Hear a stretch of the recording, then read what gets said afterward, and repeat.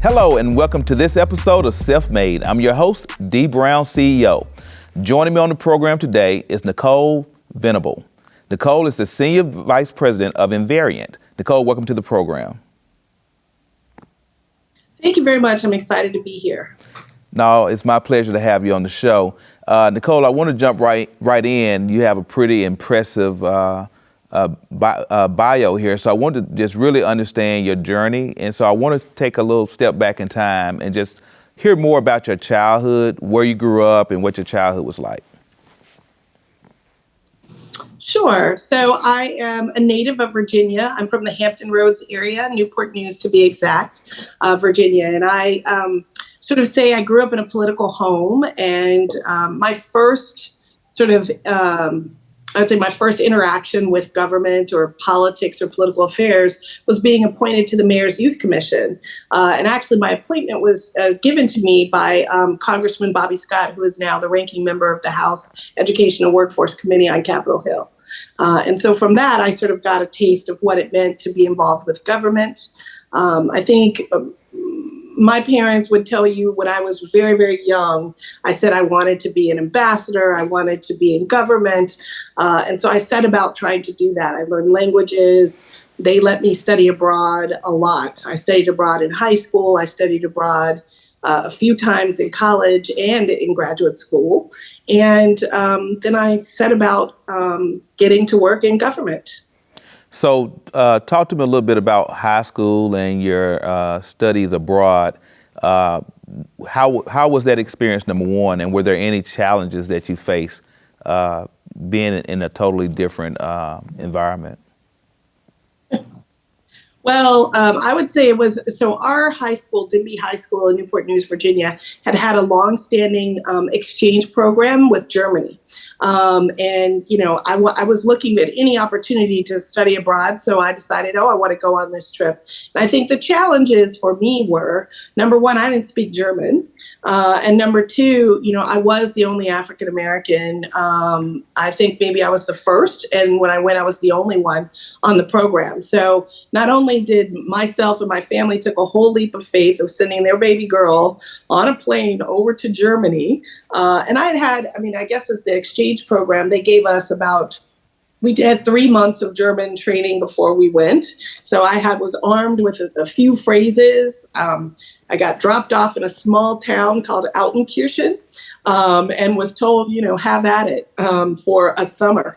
And so there was challenges with that. They didn't see me coming. They were not used to, in that very small town, seeing anyone African American. I didn't really speak the language, but you know, it was a great experience. Most Germans actually speak English. They were very welcoming. You know, I had to just get used to everything. You know, from the food, I remember the first night, the family that I stayed with, they owned a butchery. And so they were going to give me what was their nicest thing to offer, which was actually steak tartare. So here I am coming from Southern Virginia, where I'm used to fried chicken and fried fish and, you know, all of the Southern gems that we love to eat. And they presented me with this mound of raw meat. And there was a cracked egg in the middle of it. And I was like, and I'm supposed to eat what? Right. So that was where I started. But by the end, I was, you know, fully on board with German cuisine. You know, I was speaking the language, you know, going to high school, and it was a great experience. So when you got back to your home, to your community, did that create sort of a disconnect for you? I mean, just going from totally different food, totally different environment. I mean, were you able to easily adapt to the changes? Oh, yeah. No, I was able to fit back in. You know, for me, I couldn't stop talking about being in Europe and what I'd seen. And, you know, I got exposed to all of these foods and languages. So I just really wanted more. So I doubled down. You know, I continued language study. I took French. I, you know, decided that I really wanted to study international affairs. So I just really doubled down. I was in the Model UN Club, you know, just very into international affairs, looking at global politics in general. And so I doubled down. And one of the things I knew after that was that I wanted to go to a college where I could study abroad. And I was very deliberate in choosing a place that I could go that would facilitate me studying abroad. And so talk to me about college. Where did you end up going and what was your college experience like? Well, it was a very long and curvy road to determine where I wanted to go. So here I am, this little young lady who was exposed to the world, learned German, wanted to study abroad. And for me, I was looking at Georgetown, I was looking at William and Mary, I was looking at UVA, and both my parents had gone to historically Black colleges. And so my mother and her friends, like all of their daughters, were sort of in the same place. None of us were thinking about going to an HBCU. And so they had an intervention. They put all of us in a big van and decided to take us on a college tour of just HBCUs. And we stopped at all of their alma maters. So we went to Winston-Salem State. We went to North Carolina Central. And then we ended up going down to Spelman College.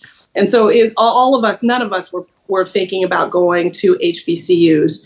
And I think for all of us, we got more and more acclimated every school we went to. This is great. This is new. This is different. And by the time we got to Spelman, all 5 of us walked on the campus and said, we're home. And we just loved everything about it. And actually, all 5 of us ended up going to Spelman together. So Newport News is not that large. And a lot of the Black families, almost all of the Black families who, college educated of that professional class, they all know each other. And to have, 5 of us all decide to go, none of us were going to go. And then all 5 of us went, and all 5 of us ended up at Spelman. So so our parents couldn't be more pleased. Right. So you attend Spelman and then you begin your journey in your professional career. So what's your next move after you complete college? Well, again, I was still very much focused on international affairs. I studied abroad. I did political science. But one of the things for me was to go and get a graduate school degree. So I went to get a graduate school degree from Johns Hopkins in international economics and American foreign policy. And I spent a year and a half in Italy and then doing a program in England for a while. And then I came back. And when I was looking to come back, I was trying to figure out how to fund my how to get a scholarship and additional funding to pay for my second year of graduate school. And I received a fellowship from the Women's Research and Education Institute, which takes young women in public policy and puts them on Capitol Hill. So I was really tracking towards foreign service, trying to be an ambassador, but I got this very lucrative scholarship to go work on the Hill. And I didn't really know what that was. So here I am, I plopped on Capitol Hill, but I was working for the chairman of the House Foreign Affairs Committee. So I was still doing international affairs. And I got sort of hit with something which we call Potomac fever. That's where you get on Capitol Hill and you get very engrossed in politics and what's happening on Capitol Hill. It's the only place you can do that, White House politics. So I decided to stay. And I started my career working on Capitol Hill. I went to go work for my senator, Chuck Robb. And interestingly, he was at the time the only senator on all of the foreign affairs committees. He was on foreign affairs, he was on armed services and the intelligence committee. So I got to work on international issues, but I was doing it on Capitol Hill. And that, I think, has been the hallmark of my career. So always focused on international things, but I am very much steeped in sort of the politics and policy of what's happening on Capitol Hill and at the White House. And eventually, I worked for a number of members, all of them in international affairs. So I worked for Chuck Robb. I worked for Lee Hamilton, who was the chair of the Foreign Affairs Committee. I worked for William Jefferson, who was was senior member of the International Trade Subcommittee on Ways and Means.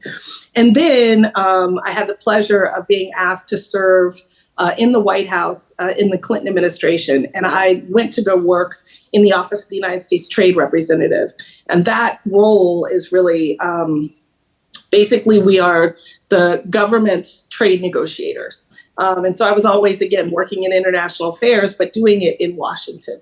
So, I sort of found my niche there, and that's how I ended up. So I had all of these international positions on the Hill. I had an international position working at the White House, and then, people sort of take this pivot to become lobbyists, right? Lobbyists, no one ever says that when they're young, I want to go and be a lobbyist. They come and get you, or you just become one. So they came to get me, and they said, hey, how would you like to lobby instead of doing international trade policy on behalf of the government? How would you like to do it on behalf of the pharmaceutical industry? And so I did that. I went to go work as, they called me the Geneva Diva for the pharmaceutical industry. And I would go to the World Health Organization and to the World Trade Organization. And I would help negotiate deals between the pharmaceutical industry, the US pharmaceutical industry, and the global international sort of regime. We worked on the mother-to-child transmission policy at that time. And that is when they were working on the AIDS, TB, and malaria initiative. The global AIDS, TB, and malaria initiative. And so I was one of the pharmaceutical industry's global negotiators on behalf of those programs. And then I went to go be the international trade lobbyist for the U.S. Chamber of Commerce, which basically was the trade negotiator for business, U.S. business here and abroad. And I would go and interact on international trade agreements like the World Trade Agreement, international multilateral agreements. But I would also sort of be a liaison to Capitol Hill and work on the trade agreements as they were being formulated in Congress. So again, even though I would say for years I've been a Hill rat, but there's always been a through line of international affairs. And what I do now, again, I was working for the whole business community, and now at Invariant, I work on behalf of our clients. And one of the issues that I work on for a lot of our clients is that when they have international trade issues or international issues, supply chain, customs issues, those are things that I work on for the clients, among other things. But that's the through line for me has been international affairs. And so what do you think piqued your interest in international affairs?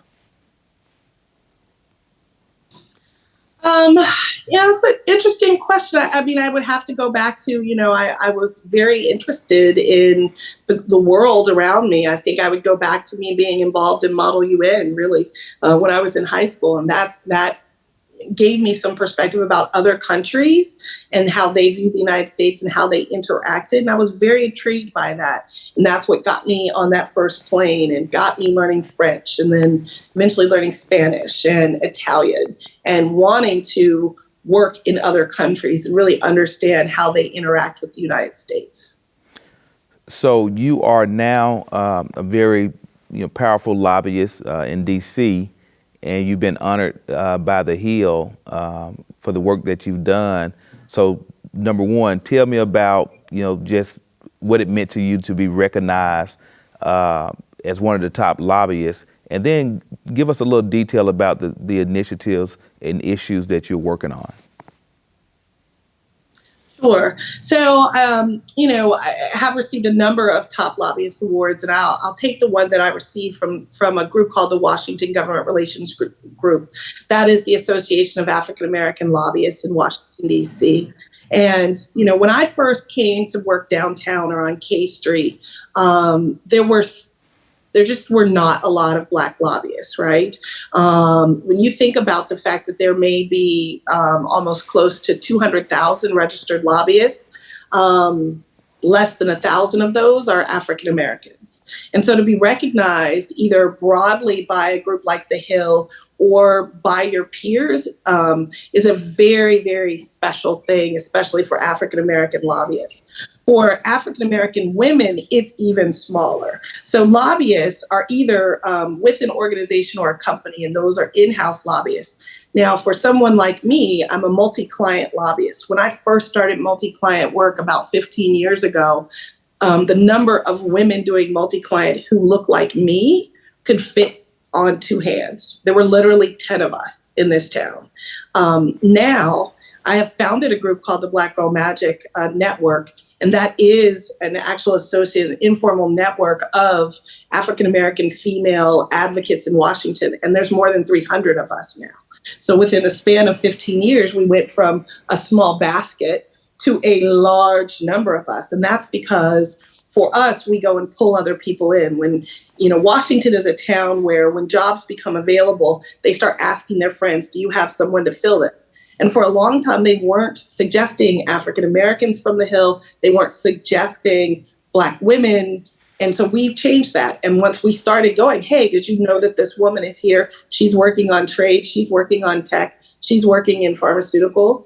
And now we have women representing every industry. And at the highest levels, we have women like a woman named Gina Adams, who is the global head of government affairs for FedEx company. So we have people like that on down to people who are advocating for DEI issues at Google.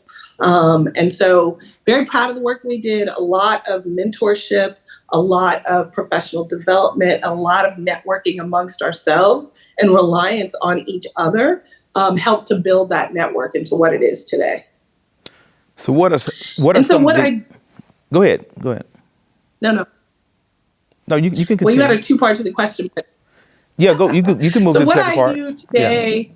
Yeah, sure. What I do today, again, my day is I love my day because it's very interesting, right? We have at Invariant, we are now the 5th largest lobbying firm in Washington, D.C. We're the most diverse in the top 5 in Washington, D.C. and the largest female-owned federal lobbying firm in the country. And what I like about what we do is for our clients, and we have about 180 clients, that means that my day looks different every single day.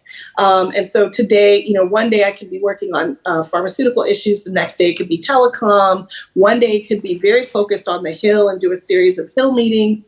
Others, it's like, triaging when a CEO says something inappropriate and I have to go, liaison with some of the stakeholders like the NAACP or the National Urban Network or the Urban League. So it's very different. I could be, today, my day, for example, it's a lot of information gathering. I took one client to the vice president's office today. I met with 2 other members on the Hill. I'm having an interview with you. And later tonight, I'm going to co-host a dinner for Maxine Waters with our clients. So the days look really different, just depending. And the issues change from hour to hour. And so for me, that's really interesting and it's intriguing. And you can actually see where a company has a problem, you help them figure out how to resolve it. And then you put a plan in place and then you see the outcome, whether we got them something in a bill that helps that company, or we prevented something from getting in a bill that could really hurt a business or a line of business that a company has.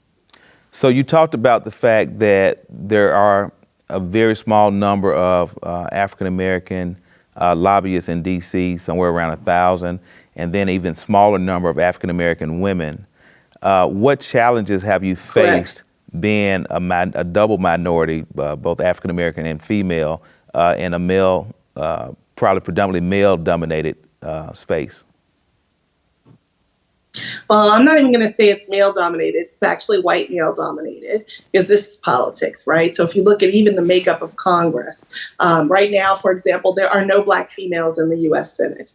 So when you think about those kind of numbers, it's stark. I think the biggest challenge is that on Capitol Hill, people bring in people from their network. And if your network is not diverse, you're not going to bring in diverse people. And when you bring in someone that doesn't look like everyone else, and that's not necessarily a part of that network, that person has to find a way in. So I think for any person working in Washington in politics on Capitol Hill, at the White House, downtown, that's your challenge, right? I think number 2, all the other issues that anyone else faces in the marketplace, them wondering how you got there. Are you the substantive person? I think for me, because I have had a very deep substance where I am actually known as an international trade expert. Like, I don't have issues like when I come sit at a table, because people do know that I have worked on these issues on the front line globally. I actually wrote the AGOA bill, which is the actual trade policy basis of the United States dealing with sub-Saharan Africa. So people do know me because you've been around for a long time. But I think that's a challenge, especially for a lot of young Black women coming. They have to establish their bona fides in their issue area in their field. And then it is really tapping that network. One of the things about the Black Girl Magic Network is that when you came downtown, there was that old white boys network, right? And there was actually even a Black male network, and that the downtown came to get the Black men first, and they started increasing their ranks first, because when they would get asked, hey, do you know somebody that would be a good fit for a job? They would call their male friend, their colleague that they used to work with. And at some point we went, hey, we're here too. And that's, they would say, okay, we'll put Nicole's name in the bag. But when Nicole got downtown, I would always put 4 or 5 more names in the bag. So you have to be deliberate and thoughtful. And I also think in terms of sharing intelligence, it's really hard to have intelligence. A lot of what we do is trading in intel, right? We want to know about bills before they come. You want to know which members like to work with each other. You want to be able to anticipate when things are going to happen. If the structure on the Hill or in the White House is very white male dominated, how do you get in to get that inner circle information? And so that is a challenge. I think for a lot of politicos of color, that's the challenge, right? But what we've done now is we've established our own network. And I'm here to tell you that a lot of that network, 90% of that is also HBCU grads. So I think I would say our secret sauce to that is that we all come to this table and we go, hey, who are you? Like, I remember, the first time that I was walking around the Senate and I saw another young Black woman, and she'll tell you this story. I ran up to her and said, oh my God, who are you? Where do you work? And it was another woman. I went to Spelman, and she goes, I'm a Howard grad. I was like, oh my God, we're going to be best friends. And to this day, we still do a lot of collaboration, and she is another lobbyist working downtown as well. So we do that. And we try and figure out, hey, there's a Black person over there. Who is that? We go up to them, and we have a whole network now that operates and gives us that intel and gives us the that version of an old boys network. And it is a very deep and wide one. It's a very talented network. If you think about everybody in it, is primarily like 98% of the people in that are HBCU grads. So we're connecting on the Divine Nine. We're connecting, if it's AUC, we're connecting by years and classes. And then there's the PWI. We all went to, the other people who went to, whether it's Duke for grad school or Harvard for grad school after that, there's those networks that come in because these are all very highly educated, well-connected professionals. Because again, if you're going to be tapped for a White House position, you are going to be well-connected, you're going to be very well-educated, that kind of thing. If you're going to work for a Raphael Warnock or a Cory Booker, somehow they're going to have to figure out who you are in New Jersey. You're going to have a level of standing. So what issues have you worked on during your career that you are most proud of? What accomplishment and achievements you've made? Well, I mentioned one of them. I think really being one of the very few African Americans in international trade policy to have had such a large role in helping to develop the AGOA, which is the African Growth and Opportunity Act, which really set forth, it moved U.S. policy with Africa from one that looked just at development and aid programs to one that was of trade. We moved U.S. policy from aid to trade. Now, there have been problems with that program and all kinds of things, and they're still trying to get it right. But that was the initial pivot, and I'm very proud to be a part of that effort. I think over time, also working on HBCU legislation, making sure that money went to HBCUs is something that, I call as a hallmark of my career. In the pharmaceutical industry, working specifically, I helped negotiate some of the very first mother-to-child transmission programs with the pharmaceutical industry in sub-Saharan Africa. That was a very big deal, very big deal. So my wins are very much in that international vein. Now, a lot of the things that I do for clients are wins, but, they are much more incremental. When I can really take an issue that a company has and make sure that it's covered in a piece of legislation. So we have a lot of those things that we're working on for our clients. But I'm, very excited that I get to bring to members of Congress now a lot of companies and issues that they may not regularly interact with, because I'm there to say, you should talk to this member that you've never talked to who may happen to be African American, or you can go really speak with Bobby Scott about issues of labor, where some, if I'm not the person there who really knows him and gets how he thinks, they don't think to go to some of those members. So I'm really proud that one of the things that I do is really make those connections that a lot of other lobbyists can't make. So Nicole, believe it or not, time flies when we're having good conversation, and we're about out of time for this episode. But I don't want to end the episode without thanking you so much for taking time out your busy schedule to be on the show and sharing your journey and your experience with the viewers and myself as well. So we really appreciate you. To my viewers, I want to thank you for watching this episode of Self Made. I'm your host, Dee Brown CEO. And remember, without you, there's no me.